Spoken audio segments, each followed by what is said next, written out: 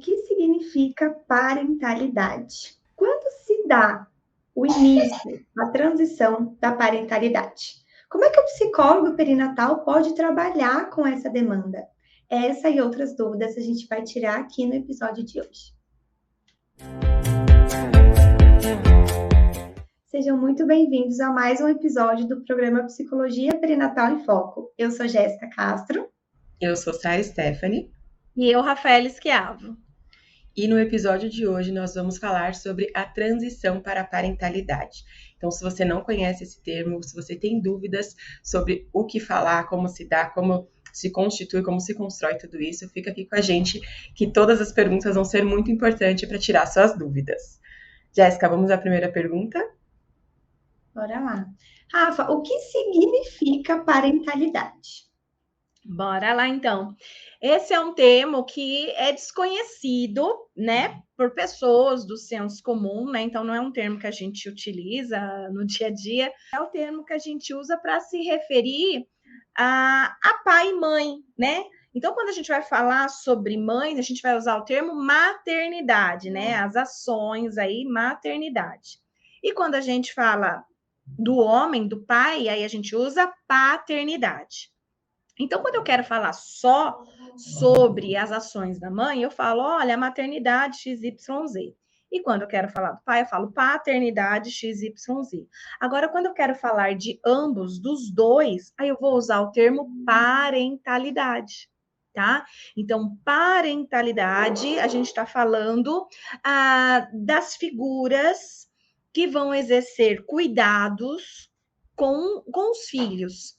Então, parentalidade, apesar de ser essa junção de pai e mãe, maternidade, paternidade, vira parentalidade, a gente pode também usar esse termo, por exemplo, para outras pessoas que vão exercer os cuidados primários, né, com as crianças. Então, alguns avós, eles exercem papel parental com seus netos, por exemplo.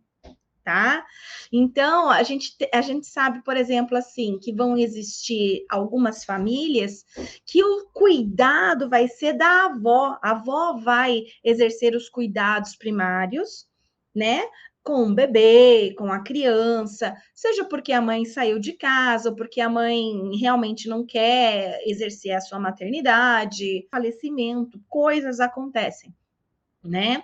Então, essa avó, né, quando ela cuida, exerce esses cuidados primários, então o termo utilizado aí também é parentalidade, tá? Então, a gente precisa olhar pais adotivos também, né? É pai e mãe, então a gente pode utilizar o termo parentalidade.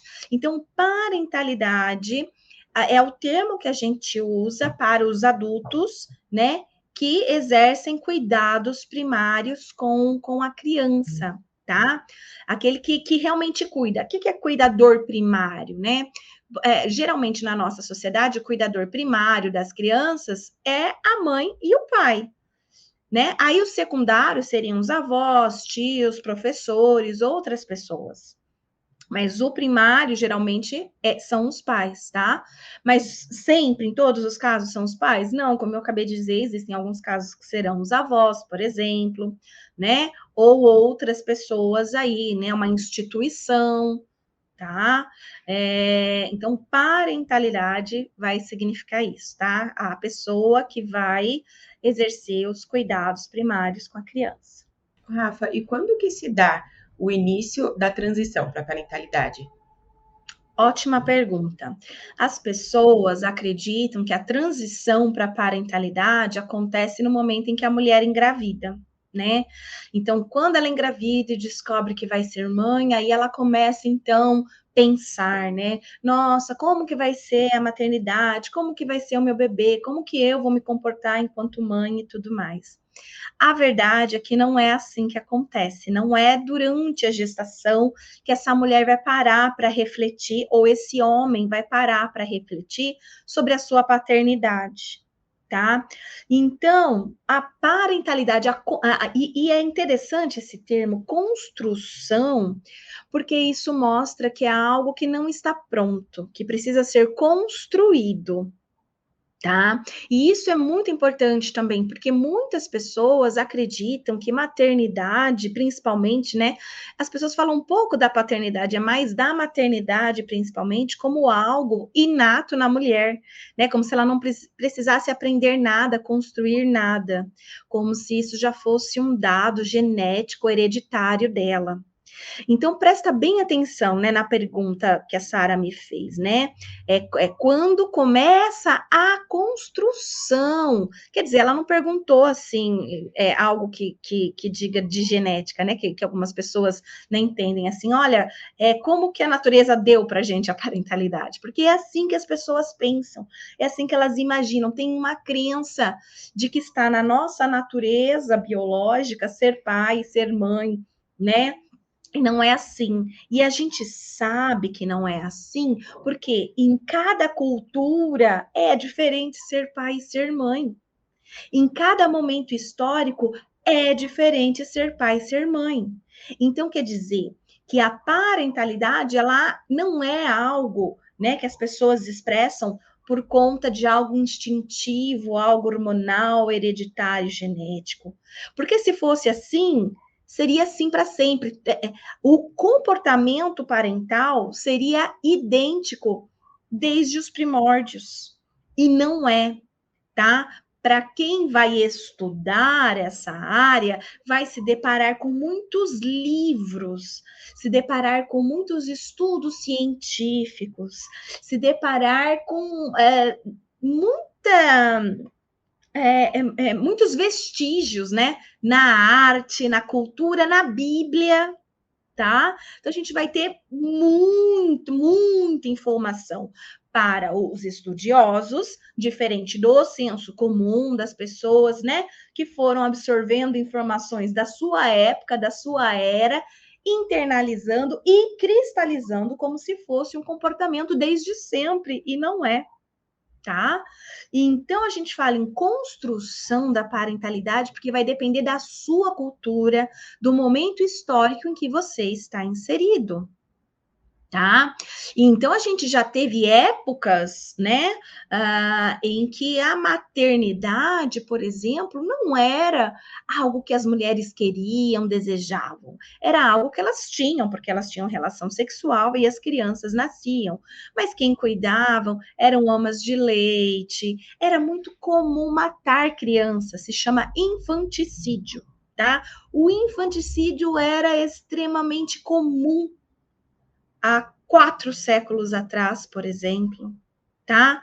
A morte de crianças era muito frequente, tá? Era muito frequente. E abandono, muito abandono. As igrejas, antigamente, elas tinham até a chamada roda, né? Tinha lá os mosteiros das freiras, e aí, aquelas mulheres que tinham os bebês, elas colocavam os bebês numa espécie de roda, né? Sabe quando você vai em hotel e o café da manhã coloca, aí eles tocam a campainha e vira? Entendeu qual é o hotel, né? Então, igualzinho. Então, você coloca ali o bebê, né? Toca ali uma campainha e vira a criança, e a freira pega esse bebê, né? Para cuidar. Quer dizer, isso era muito comum. Gente, todos os mosteiros tinham isso, de tão comum que era. Quer dizer, a maternidade, ela não é como a gente vê ela hoje, em 2022, aqui no Brasil. Se você viajar para a Índia, você vai encontrar uma outra maternidade. Se você for visitar uma tribo indígena, covarde, por exemplo, você vai encontrar uma outra maternidade. Quer dizer, não é instintivo, porque a Índia, ela é ser humano, ela não é outra coisa, ela não é uma outra espécie animal, né? Ela tem uma outra cultura que é diferente. E ela responde à sua maternidade dentro da sua cultura. Então, quer dizer, se a gente acreditar que a maternidade é algo hereditário, genético, a gente tem que olhar antes para a história e ver como que a história tratou a maternidade. E as culturas, mesmo hoje, em 2022, como que as culturas lidam com a maternidade. Por isso vem essa ideia, então, de construção da maternidade, né? E não algo tipo, olha, como que se dá a maternidade? Não é como se dá a maternidade, é a construção, porque é construído. Na nossa sociedade, então, essa construção da maternidade não começa no período de gravidez. Ela começa desde a infância, tá? Tanto da mulher quanto do menino. E olha só que interessante, essa construção da parentalidade é para a mulher e é para o homem criança. Por quê? Por volta de 2 anos de idade, Piaget, né, que estudou o desenvolvimento, a construção da inteligência do ser humano, né? Então, Piaget foi estudando lá a construção da inteligência do ser humano. Então, por volta de 2 anos, Piaget diz para a gente assim: olha, essa criança ela tem uma mudança, né, no pensamento, na sua inteligência, na sua cognição, né? Até os 2 anos, ela vai viver ali a inteligência sensório-motor, né? Ela vai conhecer o mundo por meio, né, dos órgãos do sentido e vai conhecer o mundo pela sua motricidade, vai aprender a pegar, lançar, andar, sentar, correr, subir, tá? E a partir dos 2 anos, ela vai entrar no período chamado pré-operatório. Nesse período pré-operatório, essa criança, ela começa, então, a entender melhor o que as pessoas estão dizendo, porque agora ela começou a ter linguagem, né? Linguagem expressa, né? Ela consegue expressar. Então, ela consegue falar mamãe, papai, pedir água, banana, brinquedos, vovó e etc. Agora ela consegue nomear as pessoas, tá? E aí ela começa a entender o mundo de uma outra forma também. Então, ela presta atenção aos papéis sociais, entra Vygotsky também, né? Que vai falar aí sobre o papel do brincar, né? E que é no brincar, então, nas brincadeiras simbólicas, né? Que a criança, então, vai internalizando os papéis, né? E olha só que interessante, principalmente para quem trabalha aí com ludoterapia, com terapia infantil, a gente não faz igual com adulto, coloca a criança sentadinha como é que chama? No sofá e começa a fazer perguntas para ela. Vai, me conte como foi a sua semana, criança. Não é assim que a gente faz. Como a gente faz? Coloca a criança para brincar, né? Então ali a gente tem vários brinquedos e coloca aquela criança para brincar e a gente começa a analisar a brincadeira da criança. Porque a criança ali está me contando o que ela está internalizando do meio dela, o que está acontecendo no dia a dia dela, porque a criança representa na brincadeira, né, aquilo que ela internalizou do dia a dia, aquilo que ela está entendendo do que é o mundo. E aí, então, as principais brincadeiras, né, simbólicas aí a partir dos 2 anos, é brincar de papai e mamãe, né? Mais para frente, eles vão ter a figura do professor, vão brincar de escolinha, né? Entre outras coisas. Mas brincar de papai e mamãe, muitas vezes, inclusive, significa o brincar de bonecas. Quando eu tenho uma boneca, ela é o bebê e eu sou a mamãe. Eu sou a mamãe daquele bebê. Se eu, então, tenho 2, 3 anos de idade e estou brincando de ser a mamãe daquela bonequinha, daquele bebê, quer dizer que ali eu já estou construindo a minha maternidade. Porque ali eu já estou, né, entendendo qual é o papel materno. Ali para a bonequinha, né, eu vou representar o que minha mãe faz comigo, por exemplo, né, que a figura parental faz comigo. Então, se eu sou agressiva com a boneca. Se eu sou amorosa com a boneca. E por aí vai. Então, eu começo a construir essa maternidade desde a infância. Veja bem, eu desde criança não gostava de brincar de boneca. Eu sabia que era socialmente aceitável brincar de boneca. As minhas amigas, assim, eu gostava daquelas que não gostavam de brincar de boneca, eu gostava daquelas que gostavam de brincar de elástico, mamãe da rua, essas outras coisas. E aquelas minhas amigas que gostavam de brincar de boneca, eu até brincava ali, né? Tipo, vamos brincar, mas não era a minha brincadeira preferida, né? Então, quer dizer, eu não sou mãe, né? Então, desde criança, a minha parentalidade, minha construção da maternidade já estava sendo formada aí também, né? Já não era uma brincadeira que me atraía muito cuidar de um bebê, boneca, por exemplo. E olha só, a gente tem aí o homem também. Por que a gente reclama tanto do homem que não tem uma participação saudável, né, com a paternidade, né? Exatamente, a gente deixa os homens brincar de boneca na nossa sociedade. Ah, se ele brincar de boneca, né, vai mexer com a orientação sexual dele, né? Não é assim? Então, quer dizer, se desde criança a gente também permitisse que os homens pudessem brincar de papai, né? Exercer ali a expressão da paternidade, isso facilitaria também para ele no futuro ter uma paternidade, que eu não vou usar alternativa, vou utilizar o termo saudável, tá bom? Porque paternidade ativa é um termo aí, né, que esquisito, né? Todo pai deveria ser ativo, né? Como assim paternidade ativa? Entende?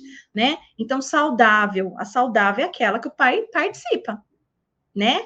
Ele divide as atividades de educação do filho, né? Ele não ajuda, não é para ajudar, o pai não é para ajudar, né? Ele é para compartilhar. Só que desde criança não se permitiu isso a ele, né? E a gente vê que as adolescentes, elas até falam, você, né, quando eu for mãe, isso e aquilo, você já tem nome aí para o seu bebê, o que você quer, menino ou menina, quando você crescer? As adolescentes falam a respeito de maternidade. Mas você vê adolescente, homem, falando de paternidade? Né? Dificilmente, eles estão falando de outras coisas, mas eles não falam sobre paternidade. E isso é construção da paternidade também, tá? Isso faz parte. A mulher está internalizando e o homem também. Então já está construindo aí, tá? Já está sendo construído isso, tá? Na adolescência, é bem interessante que muitos adolescentes eles começam a pensar, inclusive se eles querem ser pais iguais ou diferentes aos seus. Então, tem algumas pesquisas com adolescentes e tal, então você vê ali, né? Eu quero ser igual ao meu pai, eu quero ser igual à minha mãe, porque eles fizeram isso e aquilo. Ou eu quero ser totalmente diferente do meu pai, eu quero ser totalmente diferente da minha mãe quando eu me tornar pai ou mãe. Tá? Então, isso é construção da parentalidade também. Tá? Isso também é construção da parentalidade. Aí você se torna adulto e você tem que tomar uma decisão se você vai querer ou não realmente ser pai e ser mãe. Né? E isso, assim, a gente tem 50% da população que engravida sem planejar, tá?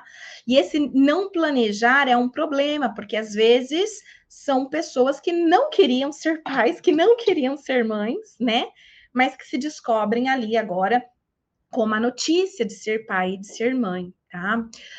Que vão ter um bebê e tal, que estão grávidos. Mas é importante que a gente pudesse, né, trabalhar com planejamento familiar de forma diferente no nosso país, né? Não trabalhar com planejamento familiar depois que a mulher tem um primeiro filho, né? E aí ela é convidada para participar de um planejamento familiar. Não, tem que ser lá no ensino médio.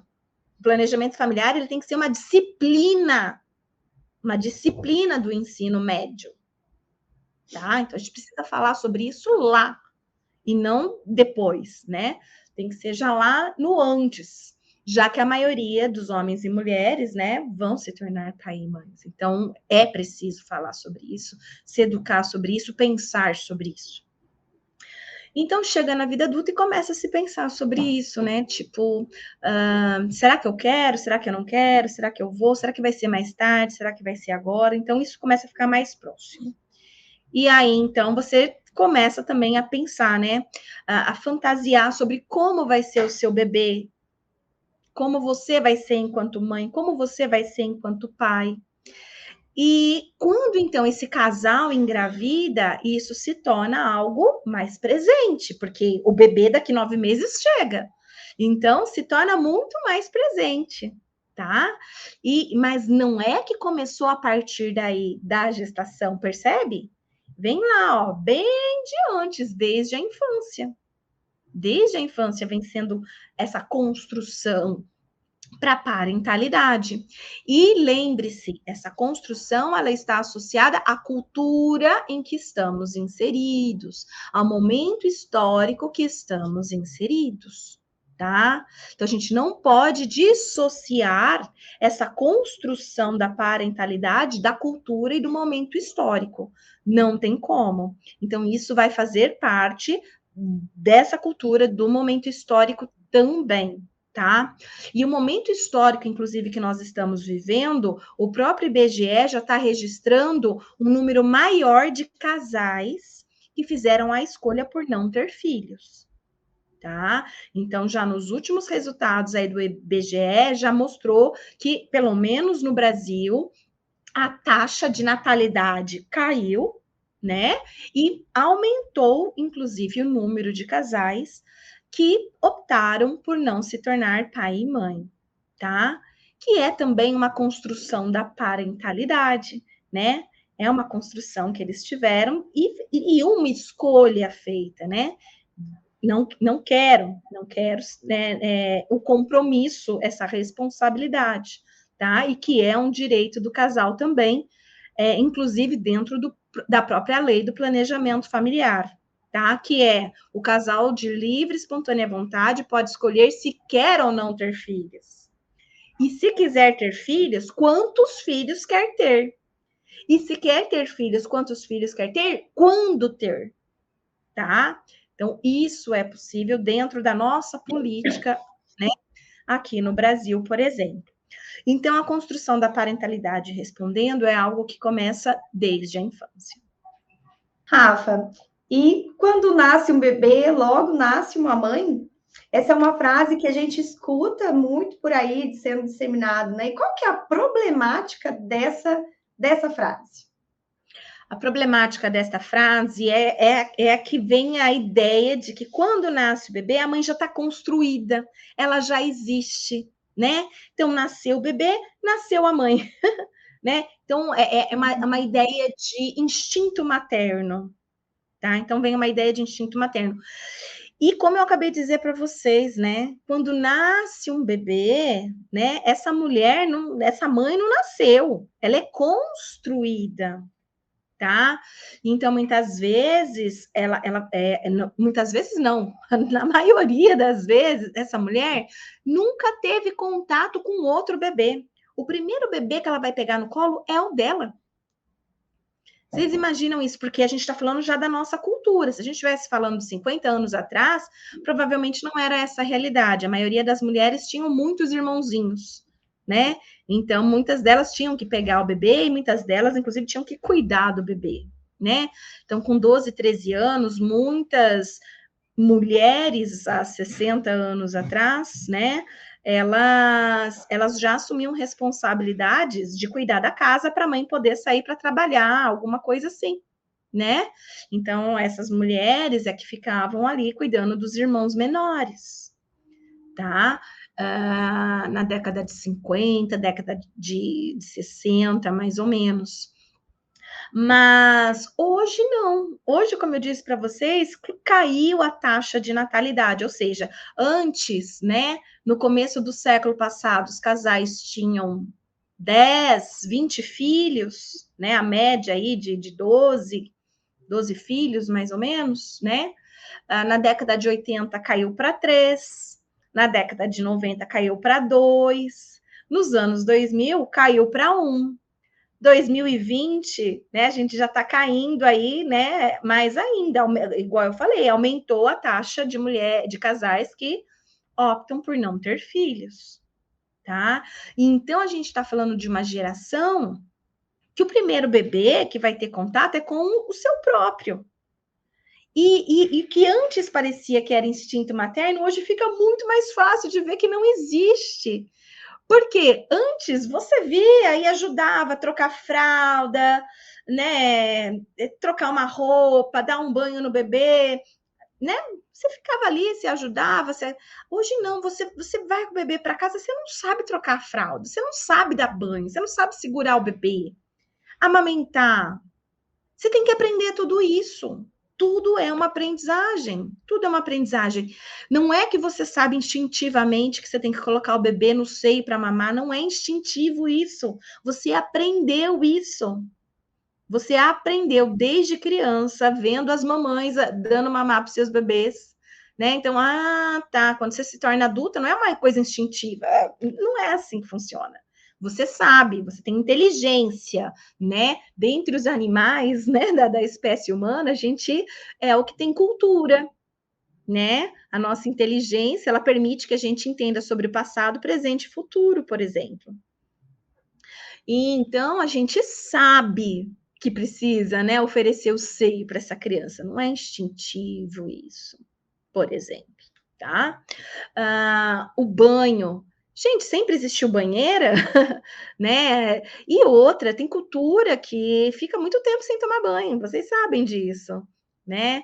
Então, você tem que aprender a como dar banho na criança, tá? Aqui na nossa cultura, a gente dá banho todo dia no bebê, porque nós brasileiros tomamos banhos todos os dias, por exemplo. Não é instintivo. Fralda, gente, fralda. Minha, quando eu nasci, nem sou tão velha assim. Mentira, um pouquinho. Né? Então, tenho 40 anos e minha mãe não usava fralda descartável em mim. Não existia isso na época que eu nasci. A minha fralda era de pano. Era pano. E imagina na fase da minha mãe, eu nem sei o que era, se era pano ou se era outra coisa, o que podia ser, né? Antes ainda. Percebe? Né? Hoje, se pegar e me ensinar a fazer a fraldinha lá com pano, eu não sei fazer. Eu lembro que elas tentavam me ensinar quando eu era criança e tal. Eu acho que teve uma vez que eu aprendi, fiquei até feliz, mas já esqueci de novo como é que faz. Então, quer dizer, não é instintivo, mesmo porque o pano foi inventado, né? Não veio junto quando a gente se transformou em sapiens, né? Mamadeira, berço. Gente, tem locais que as crianças não dormem no berço, as crianças dormem na rede. Sabe? Então, assim, não é instintivo ser mãe. Não é instintivo ser mãe. É aprendizado, é construção, faz parte da cultura. Então, na minha cultura, como que é que a minha cultura lida com isso? Tem cultura que quem dá o seio para a criança é o homem, né? Dá de mamar. Então, tem culturas e culturas. Então, a gente precisa entender a maternidade não como algo instintivo, mas algo que é uma construção. Rafaela, mas o amor? O amor não, né? Gente, acabei de falar que era muito comum o infanticídio, era muito comum você dar criança nos mosteiros. Isso é amar a criança? Isso é você querer, né? Muitas vezes ali é querer se livrar de um problema, tá? Então, o amor também nunca foi instintivo. Também nunca foi instintivo, tá? Tem a ver com a nossa cultura também, né? Com os padrões culturais da época, do momento histórico, da necessidade daquele povo. Então, o que você pergunta aí, né? A resposta é que ser mãe não nasce uma mãe quando nasce um bebê, tá? Porque a maternidade ela é construída, é preciso construir essa maternidade. E aí você vai aprendendo a ser mãe. E cada hora, na hora que você acha que você aprendeu, muda. Porque ser mãe de um bebê é diferente de ser mãe de um bebê recém-nascido, né? É diferente de ser mãe de um bebê de 2 anos, que já anda e fala. Que é diferente de ser mãe de uma criança de 5, 6 anos que está indo para a escola. Que é diferente de ser mãe de um pré-adolescente. Que é diferente de ser mãe de um adolescente, naquele nível, né? Que está contestando tudo. Que é diferente de ser mãe de um adulto. E que é diferente de se tornar vó. Vô. Então, é uma construção, e é uma construção para sempre.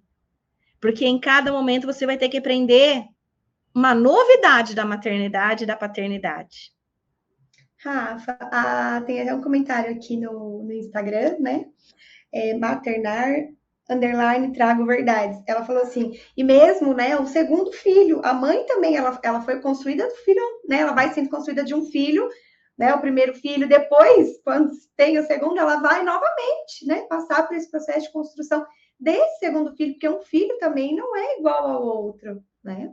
Então, é um processo de construção que, na verdade, não tem um fim, Ela vai se estendendo.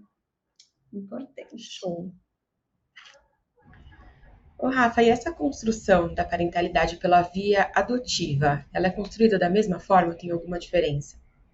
A construção da parentalidade pela via adotiva é a mesma coisa.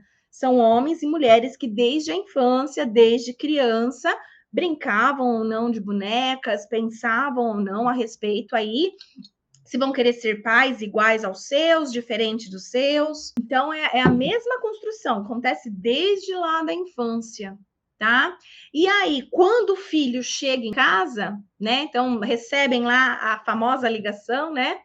Então, quando esse filho chega em casa, é a mesma coisa, vai ter que aprender a ser pai, a ser mãe daquela criança, tá? Daquele bebê, né? Daquela pessoa, daquele filho do casal que chega. Então, vai ter que aprender a lidar, né? Com tudo, gente, né? Não é algo que, nossa, deu tempo de me preparar para ser pai. Não, porque você vai conhecer agora, a relação vai começar. E como qualquer relação, são construídas, relações, elas são construídas, né? Não dá para você amar o desconhecido. Porque o que você ama ali é o seu pensamento, aquilo que você idealizou. Você ama aquilo que você idealizou, né? Então, eu amo uma coisa que não é real, mas que foi idealizada. O real é diferente. Ele é diferente, o real é diferente. Para pais, por exemplo, né, que adotivos, demora para chegar esse bebê, porque a maioria quer bebê, né?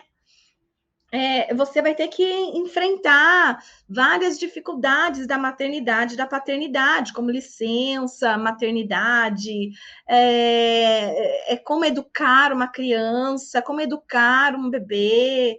Será que vai dar certo? Tudo isso é normal. Depressão pós-parto, né? Depressão pós-adoção, que é o termo aí que se usa. Tudo isso é normal. Então, o que acontece com os pais biológicos, né? Acontece com os pais adotivos, porque a gente está falando de parentalidade, que é a mesma coisa. Foi só por vias diferentes, tá? Mas esses pais, eles gestam da mesma forma, e às vezes a gestação é até mais longa, né? Porque enquanto um casal gesta por 9 meses, por exemplo, esse outro casal pode gestar por anos essa criança, esse bebê, até de fato ir para casa. Mas tudo vai ser novidade, tudo vai ser aprendizado. Essa relação, ela vai, né, ser para o resto da vida. E da mesma forma que acontece na maternidade, não pela via adotiva, você vai conhecer o seu filho, a sua filha, à medida que ele vai se desenvolvendo. E aí você vai se desenvolvendo também. Rafa, e quais são os fatores que podem influenciar, então, nessa construção da parentalidade? Você já citou alguns, né? Cultura, o momento histórico, mas para a gente compilar, então, quais são esses fatores que podem, né, estar interferindo nesse processo? Os fatores aí que estarão envolvidos na construção da parentalidade da maternidade, para além da cultura, do momento histórico, é a sua própria história, né, de vida.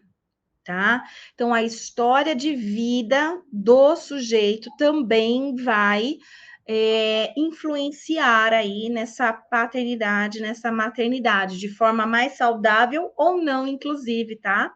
Então, a gente, enquanto psicólogos, recebemos muitas questões na nossa clínica, tá? Dessa construção da parentalidade que começam a se manifestar desde a gestação.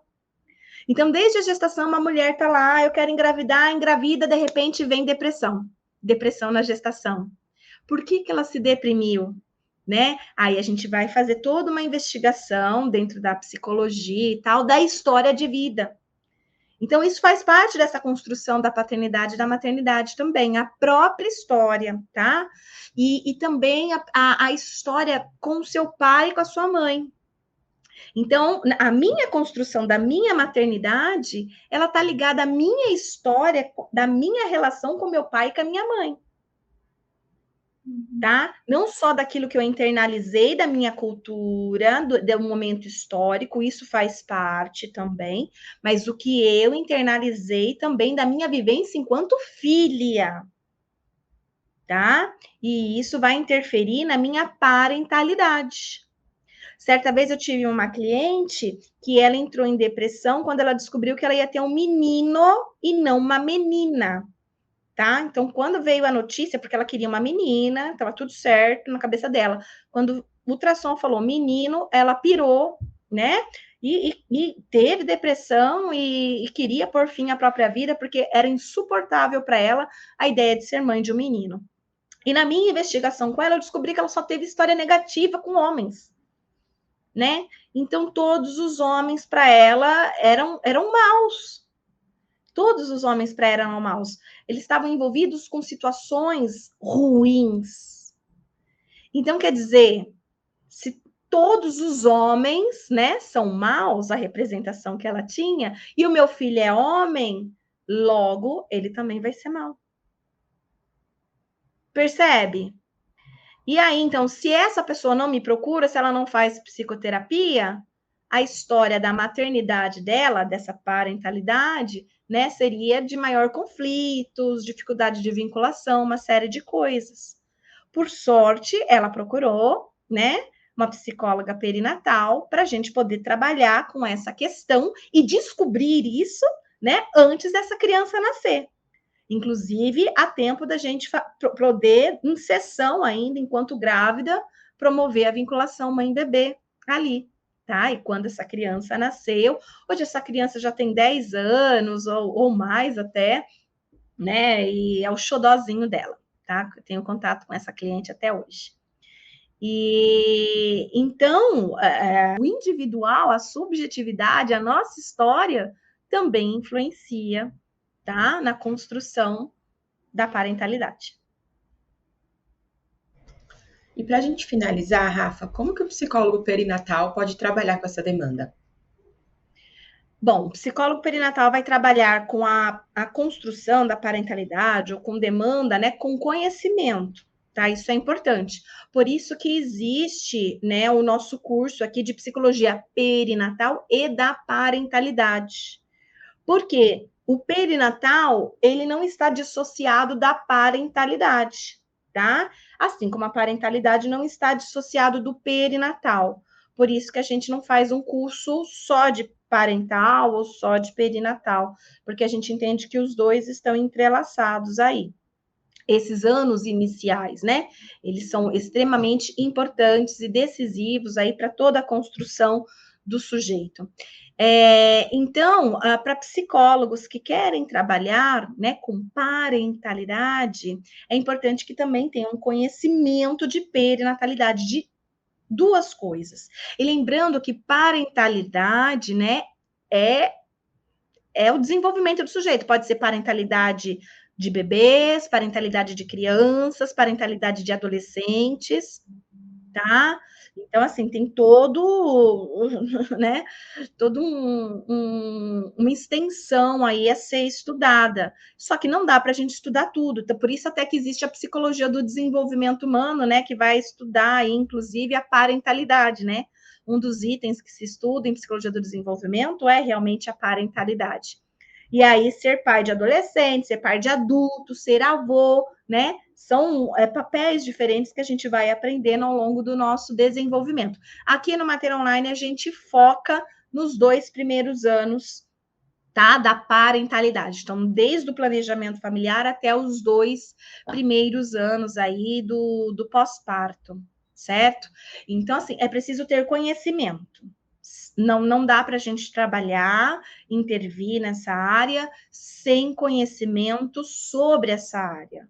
Então, só com essa live não te dá aí, né, o aval para você poder atender essa área.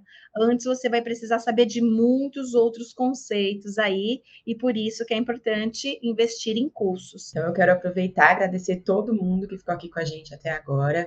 Muito obrigada por essa companhia. Quero convidar vocês também para participar do nosso canal no Spotify. Então, é só colocar lá Mater Online, tá aqui embaixo, que você vai ter acesso aos podcasts, tá? E a Jéssica vai falar com vocês agora. E a gente aguarda vocês aqui na semana que vem para mais um encontro, para a gente falar sobre os transtornos mentais mais comuns no período perinatal. Então, a gente se vê na semana que vem, o mesmo horário, 10 horas da manhã. Tchau, tchau.